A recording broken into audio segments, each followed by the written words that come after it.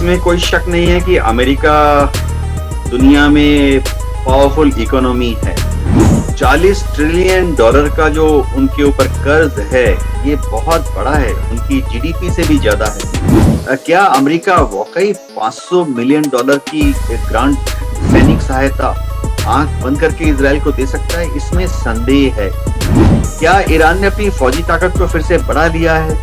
जाहिर बात है कि उन्होंने कुछ हद तक अपनी जो ड्रोन बनाने की फैक्ट्रीज थी, मिसाइलें बनाने की फैक्ट्रीज थी, जो कि ज्यादातर अंडरग्राउंड हैं, उनको काफी हद तक वापस रिकंस्ट्रक्ट कर लिया है, रिहेबिलिटेट कर लिया है।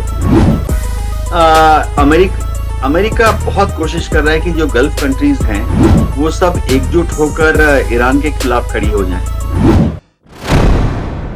और हमारे साथ जुड़ गए हैं ग्रुप कैप्टन उत्तम कुमार देवनाथ जी। मैं उन्हें स्क्रीन पर लेता हूं। ग्रुप कैप्टन साहब वॉर एक्सपर्ट है, मिलिट्री एक्सपर्ट और मिडिल ईस्ट एक्सपर्ट, और इसके साथ साथ जियो पॉलिटिक्स के आप पॉलिटिकल एनालिस्ट हैं। हालात पे बड़ी गहरी नजर है। मैं इस्तकबाल करता हूं, खैर मकदम करता हूं। और कैप्टन साहब, सबसे पहला सवाल यही कि अमेरिका की रोज बरोज जो रिपोर्ट आ रही है वो अमेरिका की असलियत बता रही है। हालांकि बयानबाजी जो भी हो, और चूंकि अमेरिका बहरहाल अभी पूरी दुनिया पे डॉलर का राज है, लेकिन 40 ट्रिलियन से ज्यादा कर्ज अमेरिका पे, इसको आप कैसे देखते हैं? कैसे सरवाइव करेगा अमेरिका? शुक्रिया डॉक्टर रिजवी। इसमें कोई शक नहीं है कि अमेरिका दुनिया में पावरफुल इकोनॉमी है। 40 ट्रिलियन डॉलर का जो उनके ऊपर कर्ज है, ये बहुत बड़ा है, उनकी जीडीपी से भी ज्यादा है। अमेरिका की जीडीपी का आकलन अलग अलग सूत्र करते हैं, करीबन 30 ट्रिलियन डॉलर। तो उसका मतलब है कि उनकी जीडीपी से करीबन करीबन आप समझिए 25% ज्यादा उनका नेशनल डेट है। तो ऐसे में जाहिर बात है कि इसका उनको इंटरेस्ट भी देना पड़ता होगा।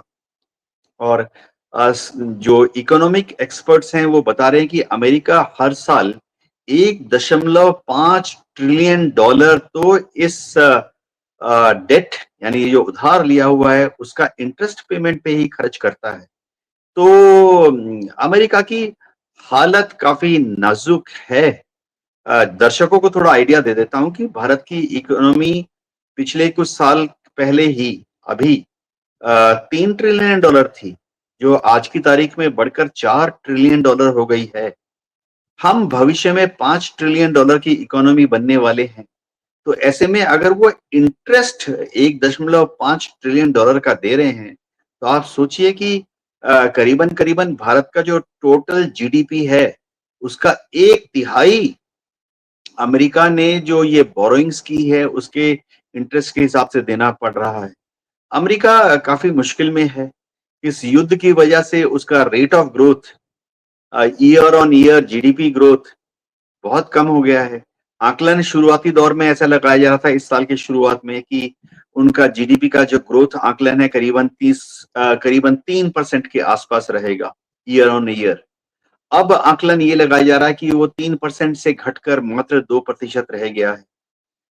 अमेरिका में महंगाई, अलग अलग आकलन ये है कि जो महंगाई अमेरिका में 3% 4% थी अलग अलग चीजों पर, कंज्यूमर गुड्स, फूड और मेडिसिन, जो एसेंशियल आइटम्स होती है, वो अब बढ़कर 5 से 6% हो गई है। और अब जिस तरह से डोनाल्ड ट्रंप दुनिया भर के देशों में टैरिफ लगाने की धमकी दे रहे हैं, उससे तो अमेरिका में महंगाई की रेट और ज्यादा हो जाएगी। क्योंकि अगर अमेरिका कहीं से भी कुछ मंगाता था, जाहिर बात है इंपोर्ट क्यों करता था, उनको चाहिए, चाहे वो भारत से चाय पत्ती हो, चाहे भारत से बासमती चावल हो। तो अगर वो 100 रुपया किलो मंगा रहे थे और अमेरिका जिस तरह से, डोनाल्ड ट्रंप जिस तरह से धमकी दे रहे हैं कि 100% टैरिफ लगा देंगे, तो भविष्य में अमेरिका के लोगों को वो 200 रुपए किलो पर खरीदना पड़ेगा। तो अमेरिका की मौजूदा हालत काफी नाजुक है। मैं एक सेंटेंस में बताना चाहता हूँ कितनी नाजुक है। उनका डिफेंस बजट करीबन करीबन 900 बिलियन डॉलर है। आप समझ लीजिए कि रिवाइज्ड डिफेंस बजट उनका $1 ट्रिलियन है। अब जो उनके डिफेंस मिनिस्टर हैं, सेक्रेटरी ऑफ डिफेंस पीट हेग्सेट, उन्होंने मांगा है $500 बिलियन ज्यादा, यानी $1 बिलियन से $1 ट्रिलियन से उनका डिफेंस बजट बढ़ के अब $1.4 ट्रिलियन की दरकार है, अगर वो दुनिया में जैसा आपने बताया 700 जगह पर अपनी फौज को तैनात रखना चाहते हैं। जी डॉक्टर रिजवी।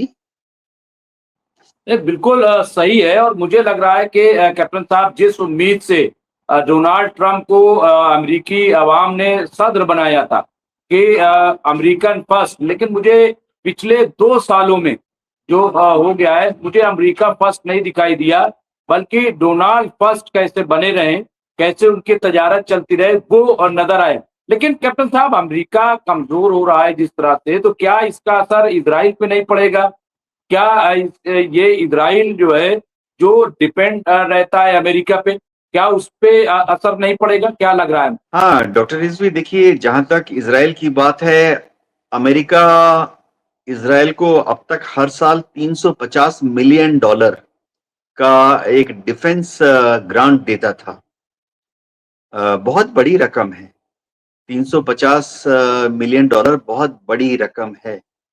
तो अब इजराइल यानी नेतन्याहू जब अमेरिका जाते हैं तो वो अमेरिकन एडमिनिस्ट्रेशन पर और कांग्रेस के ऊपर दबाव डाल रहे हैं कि ये जो ग्रांट है, फौजी सहायता है, इसको $350 मिलियन से बढ़ाकर कम से कम 500 या $600 मिलियन किया जाए।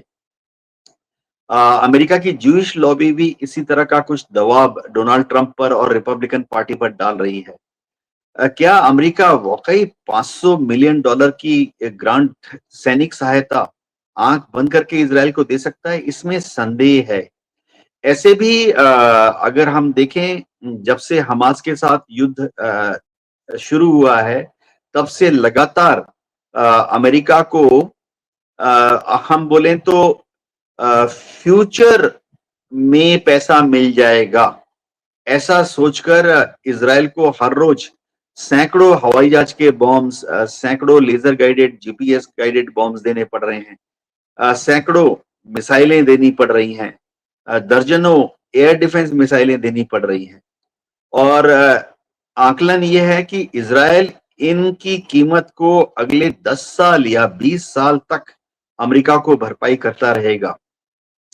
क्या अमेरिका वाकई इतना बड़ा लोन या सैन्य सामग्री इजराइल को दे सकेगा? क्योंकि साइमल्टेनियसली अमेरिका फिलहाल यूक्रेन को भी हेल्प करना चाहता है, मजबूरी है उनकी। अमेरिका को ताइवान के डिफेंस के लिए भी बहुत बड़ी सेना जो है वो जापान के ओकिनावा में रखनी पड़ रही है। फिलीपींस में 4 अमेरिकन बेस चल रहे हैं, आर्मी, नेवी, एयरफोर्स के। अमेरिका को बहुत बड़ी अपनी फौज जो है उत्तर कोरिया की तरफ भी रखना पड़ रहा है। दक्षिण कोरिया के बुसान में अमेरिका की 7th फ्लीट का एक जंगी जखीरा हमेशा तैनात रहता है। तो आने वाले समय में अमेरिका को कुछ कटौतियां करनी पड़ेंगी अपनी फौज की डिप्लॉयमेंट पर। जी डॉक्टर रिजवी। ये बिल्कुल सही कह रहे हैं। और यही क्योंकि अवाम में इसका बड़ा असर है, और अवाम जो है अमेरिका की बड़ी नाराज है कि भाई देश को कहाँ पहुंचा दिया, हमें तो कुछ उम्मीद थी। और यही वजह है कि इजराइल से भी बड़ी नाराजगी है कि भाई ये हर वक्त जंग के मूड में रहते हैं। अच्छा, फिर अमेरिका कह रहा है लेबनान से तुम थोड़ा वापस चले जाओ, गाजा को अभी थोड़ा छोड़ दो, सुकून लेने दो। और लेकिन ये लगातार जिस तरह से मान नहीं रहे, मुझे लग रहा है कि अवाम जो है वो भी इससे काफी खफा है। और अब बेंजामिन नेतन्याहू कमजोर हो रहे हैं, अमेरिका में भी उसकी मकबूलियत वैसी नहीं रही, और मुझे लग रहा है कि इजराइल के अंदर भी अपनी मकबूलियत खो रहे हैं। इसके बरक्स कैप्टन साहब, ईरान जो है, अभी मैं खबर पढ़ रहा था कि ईरान ने अपने आप को फिर एक बार स्ट्रॉन्ग कर लिया है, यानी अपने आप को एक जंग के लिए जैसी भी है, लेकिन अपने आप को तैयार कर लिया। और इसमें चीन और रूस का बड़ा अमल दखल दिखाई दे रहा है। उधर नॉर्थ कोरिया अमेरिका को आंख दिखा रहा है। अभी रूस ने जो है यूक्रेन पे बहुत जबरदस्त अटैक किया है। ये सूरत हाल जो है। लेकिन ईरान की अगर बात करें तो ईरान को क्या क्या वाकई ईरान अपने आप को फिर से स्ट्रॉन्ग वो कर चुका है, या पहले या इस लायक बना चुका है कि वो कुछ जवाब दे सके? जी हाँ, डॉक्टर रिजवी, हो ये रहा है कि फिलहाल अमेरिका ईरान पर कोई बमबारी नहीं कर रहा है और ईरान ने भी ये स्ट्रेटेजी अपना ली है कि जब तक अमेरिका ईरान पर फिर से बमबारी शुरू नहीं करता, तब तक ईरान भी अपनी मिसाइलों का रुख गल्फ कंट्रीज, जीसीसी कंट्रीज की तरफ नहीं करेगा। इसी तरह से जब तक इज़राइल ईरान पर कोई हमला नहीं करता, तब तक ईरान भी इज़राइल के ऊपर कोई हमला नहीं करेगा। क्या ईरान ने अपनी फौजी ताकत को फिर से बढ़ा लिया है? जाहिर बात है कि उन्होंने कुछ हद तक अपनी जो ड्रोन बनाने की फैक्ट्रीज थी, मिसाइलें बनाने की फैक्ट्रीज थी, जो कि ज्यादातर अंडरग्राउंड हैं, उनको काफी हद तक वापस रिकंस्ट्रक्ट कर लिया है, रिहेबिलिटेट कर लिया है। लेकिन ईरान भी बहुत समझबूझ कर इस युद्ध को इस तरह से लड़ रहा है कि वो नौबत ही ना आए कि ईरान को अपनी ड्रोन और मिसाइलों को फिर से गल्फ कंट्रीज पर या इजराइल की तरफ लॉन्च करना पड़े। ईरान क्या कर रहा है कि गल्फ ऑफ हॉर्मुज में जिन भी शिप्स को परमिशन दे रहा है, ईरान ने कहा है कि अगर कोई देश ईरान का मित्र देश है तो उनके जो कमर्शियल शिप्स हैं या गैस टैंकर्स हैं, वो बेरोक टोक बिना हिचकिचाहट के स्ट्रेट ऑफ हार्मोन से गुजर सकते हैं। लेकिन ईरान ने कहा है कि अगर कोई दुश्मन देश है, बोला तो अमेरिका, बोला तो इजराइल, उनके शिप्स को ईरान स्ट्रेट ऑफ हार्मुज से नहीं गुजरने देगा। अब ईरान कर क्या रहा है कि जो शिप्स स्ट्रेट ऑफ हार्मुज से गुजरती हैं बिना ईरान के परमिशन के, उन पर या तो छोटे रॉकेट दागता है ताकि वार्निंग हो लेकिन नुकसान ना हो, या उनको बोर्डिंग करके, यानी उन पर अपने कमांडोज को उतारता है और उन शिप्स को ईरान के बंदरगाह में ले जाता है। अभी पिछले 2 दिन में ईरान ने 2 यूएई के शिप्स, जो कि ईरान की परमिशन के बगैर स्ट्रेट ऑफ हार्मुज से गुजरने की कोशिश कर रहे थे, ईरान ने दोनों शिप्स को अपने कंट्रोल में ले लिया, ईरान की आईआरजीसी की नेवी में, और उनको जो शेशम आइडना में है वहां पर जो ईरान का बंदरगाह है वहां ले गए। तो उसके कुछ बाद ईरान क्या करता है कि उनका जो क्रू होता है उनको छोड़ देता है, ताकि यूएई के जो आम लोग हैं उनको दुख ना हो, यूएई में जो क्रू हैं उनके परिवार को दुख ना हो। हाँ, इसमें कई बार भारतीय क्रू भी फंस जाते हैं। तो ईरान क्या करता है कि क्रू की लिस्ट जो है भारत की तरफ भेज देता है और भारत को कहता है कि भारत अगर चाहे तो इन इंडियन क्रूज को वापस ले जाए। तो ईरान हर तरह से कोशिश कर रहा है कि स्ट्रेट ऑफ हार्मुज पे उसका कंट्रोल रहे, कब्जा नहीं, कंट्रोल रहे। और अगर कोई कहना नहीं मानता है तो उसको थोड़ी टाइट किया जाए, इतना भी नहीं टाइट किया जाए कि अमेरिकन बमबारी फिर से चालू हो जाए। जी डॉक्टर रिजवी। नहीं, बिल्कुल सही है। और ईरान जो है वो इस तरह की हरकत नहीं कर रहा है, लेकिन ईरान अपने आप को स्ट्रांग कर रहा है और ये मैसेज देने की कोशिश कर रहा है। कैप्टन साहब, एक और जो बहुत इंपॉर्टेंट है, जिस तरह से अभी खबर आई थी कि यूएई पे ईरान ने अटैक कर दिया, 2 मिसाइलें मारी, ईरान मना कर रहा है, लेकिन इसके बावजूद यूएई ने अपने रिश्ते मुनक़ता कर लिए जो तजारती, जो बिजनेस के थे। तो इसके पीछे कौन हो सकता है, किसका एम हो सकता है? ईरान तो मना कर रहा है कि भाई मैं क्यों मारूंगा, मुझे क्या पड़ी है कि यूएई पे अभी अटैक कर दूं। कैप्टन साहब, क्या इसके पीछे हो सकता है? आपस में लड़वाने का ये है कि शिया सुन्नी या अरब और अजम ये लड़ जाए आपस में, ईरान और ये सब? अमेरिका बहुत कोशिश कर रहा है कि जो गल्फ कंट्रीज हैं वो सब एकजुट होकर ईरान के खिलाफ खड़ी हो जाएं, चाहे वो शिया हो या सुन्नी हो। जाहिर बात है, जिन देशों में शिया पॉपुलेशन ज्यादा है, कई देशों में शिया पॉपुलेशन 20% है, 25% है, वहां के जो हुक्मरान हैं, चाहे किंग हो या प्रेसिडेंट हो या सुल्तान हो, वो इतनी आसानी से अपने शिया पॉपुलेशन को नाराज करके ईरान के खिलाफ खुलेआम खड़ा नहीं होंगे।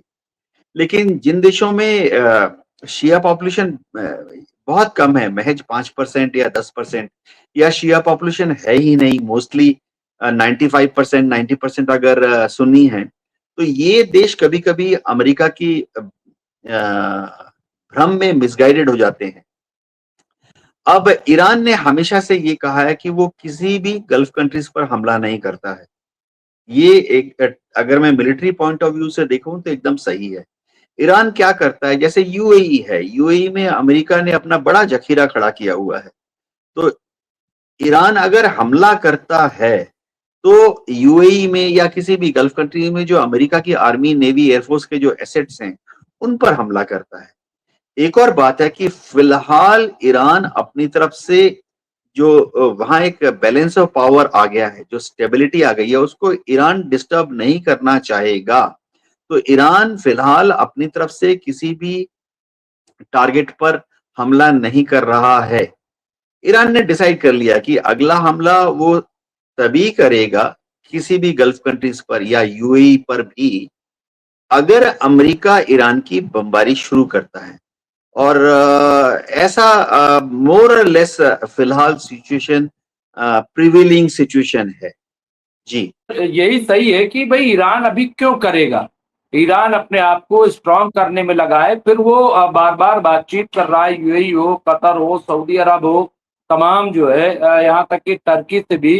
तो ये सिचुएशन हमें दिखाई दे रहा है। एक चीज और कैप्टन साहब, बड़ा सवाल बड़ा दिलचस्प उठ रहा है। अभी आपने मक्का पैक्ट सुना होगा, उसमें पाकिस्तान, सऊदी अरब और टर्की। अब खबर ये है कि इजराइल ने टर्की के बेस पे वहां पे जो सीरिया में हमला कर दिया।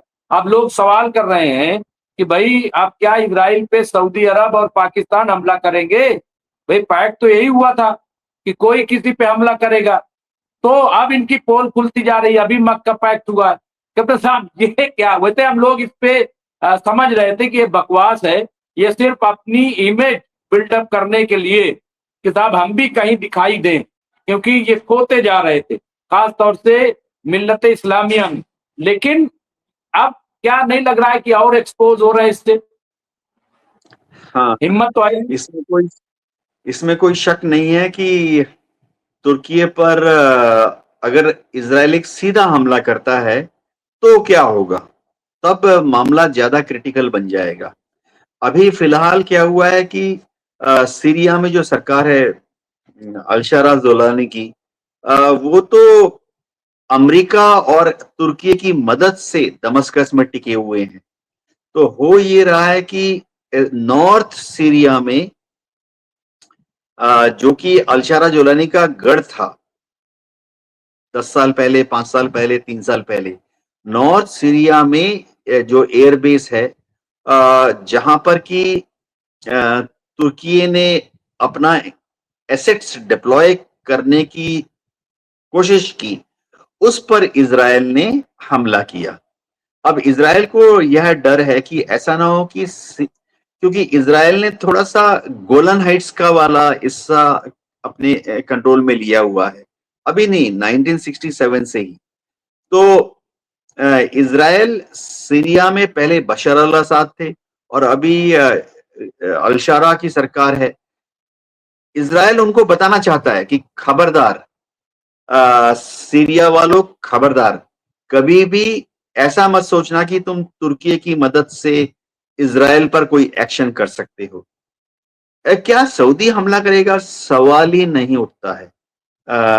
देखिए, सऊदी जो है वो अमेरिका की जेब में बैठा है।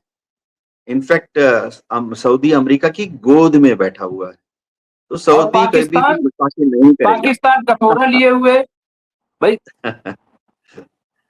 पाकिस्तान जो है वो ऐसे तो दावा करता है कि उसने इजराइल को मान्यता नहीं दी है, लेकिन पाकिस्तान की हिम्मत नहीं है कि वो इजराइल की तरफ कोई फौजी कार्रवाई करे, डायरेक्टली या इनडायरेक्टली। जी। बिल्कुल, तो बहरहाल ये सूरत हाल है और मुझे लग रहा है कि बहुत ही क्रिटिकल सूरत हाल है और अल्टीमेटली इन सबको वापस लौटना पड़ेगा कैप्टन साहब इनको विड्रॉल करना पड़ेगा, क्योंकि जिस तरह से समझ रहे थे कि हम पूरा कब्जा कर लेंगे और एक पूरा अपना निज़ाम जो है वो कायम कर देंगे, वो कहीं से कहीं तक। अब ऐसे में कैप्टन साहब, ये सवाल बस मैं खत्म कर रहा हूँ कि ग्रेटर इज़राइल जो कह रहे हैं कि साहब ये तो इज़राइल ग्रेटर इज़राइल तरफ बढ़ रहा है, क्या ये महज़ प्रोपेगेंडा है या इसमें किसी तरह की हम सच्चाई भी देख रहे हैं? महज़ क्या आपको लग रहा है कि इस तरह से हमले कर देने से, कुछ लोगों को मार देने से ग्रेटर इज़राइल बन जाएगा? कैप्टन साहब। हाँ, देखिए पिछले साल तो नेतन्याहू ने पूरी दुनिया को चौंका दिया था जब उन्होंने एक ब्रीफिंग के दौरान ग्रेटर इज़राइल का नक्शा दिखाया। उस नक्शे में इज़राइल का यानी ज्यूज इन्फ्लुएंस का पूरा एरिया इजिप्ट के नाइल रिवर से शुरू करके इराक के यूफ्रेटिस टिग्रिस नदी तक दिखाया था। लेकिन वो एक ख्याली पुलाव है, ठीक है। असल में जो हिस्सा अभी फिजिकली इज़राइल की आईडीएफ के नीचे है, मिस्र का कोई हिस्सा नहीं है। जॉर्डन ने अपना वेस्ट बैंक जो है वो तो इज़राइल को 1995 में ही गिफ्ट में दे दिया था। सीरिया का जो गोलन हाइट वाला एरिया है वो इज़राइल की आईडीएफ के दबदबे में है। लेबनान का जो दक्षिणी एरिया है वो करीबन करीबन लेबनान का 20% जो सदर्न एरिया है लिटानी नदी तक, वो आईडीएफ के कंट्रोल में है। तो क्या नेतन्याहू वाकई ग्रेटर इज़राइल बना पाएंगे? देखिए, जहां तक लेबनान फ्रंट की बात है, बेरूत की सरकार ने डोनाल्ड ट्रंप को समझा दिया है कि इज़राइल की आईडीएफ को दक्षिण लेबनान से निकलकर वापस इज़राइल में जाना पड़ेगा। वो हो भी जाएगा। सिर्फ ये है कि नेतन्याहू ने डोनाल्ड ट्रंप को कहा है कि ये जो है मामला, इसको थोड़ा अक्टूबर नवंबर तक रोक लो, क्योंकि अक्टूबर में इज़राइल में इलेक्शन होने वाले हैं। तो नेतन्याहू अक्टूबर तक, कम से कम डेट ऑफ इलेक्शन तक आईडीएफ को दक्षिण लेबनान में घुसा के रखना चाहते हैं, ताकि लिकुद पार्टी, नेतन्याहू की जो पार्टी है, वो बोल सकें कि नेतन्याहू ही ऐसे जबरदस्त लीडर हैं जो ग्रेटर इज़राइल का जो सपना है, यानी लेबनान का एक हिस्सा भी ग्रेटर इज़राइल का हिस्सा होगा, उसको करने की कोशिश कर रहे हैं। लेकिन दबाव बहुत ज्यादा है अंतर्राष्ट्रीय कम्युनिटी से डोनाल्ड ट्रंप के ऊपर। आप देखेंगे अक्टूबर में इज़राइल का इलेक्शन खत्म हो जाएगा, नवंबर में अमेरिका का मिड टर्म इलेक्शन खत्म हो जाएगा। उसके बाद आप देखेंगे चुपचाप अमेरिका इज़राइल को बोल देगा कि लेबनान से अपनी फौजों को वापस ले जाओ इज़राइल। जी, डॉक्टर रिजवी। जी, और इसके अलावा मुझे नहीं लग रहा है कि कोई रास्ता भी है अमेरिका के पास, क्योंकि इकोनॉमिकल तौर पे अमेरिका की भी हालत ठीक नहीं है और मसाइल रोज़-बरोज़ बढ़ते जा रहे हैं। और अब अमेरिका को भी समझ लेना चाहिए कि ईरान तने-तनहा नहीं है, चीन उसके साथ है। चीन का अपना सियासी फ़ायदा है, चीन जिस तरह से अपना दायरा बढ़ा रहा है, फिर रूस भी जो है उसको भी क्या नुकसान है? अगर ईरान और अमेरिका में जंग हो रही है, ईरान और इज़राइल में हो रही है, तो भई रूस का क्या नुकसान है? उसका तो फ़ायदा ही फ़ायदा है। तो वो क्यों चाहेंगे? वो और कहेंगे लीजिए साहब और मारिए और खेल कीजिए। तो अब समझदारी बहरहाल यही में है, लेकिन बड़ी तबाही मुझे दिखाई दे रही है अमेरिका की, और ये बड़ा नुकसान। तो बहरहाल बहुत-बहुत शुक्रिया ग्रुप कैप्टन उत्तम कुमार देवनाथ जी। आप हमसे जुड़े इस वक़्त पूरे मसले पर जो इस वक़्त है वो बात की। कई और सवाल थे, लेकिन इंशाअल्लाह फिर हम आपके में हाज़िर होंगे और जो भी सूरत-ए-हाल है उसका जायज़ा लेंगे। बहुत-बहुत शुक्रिया। जय हिंद।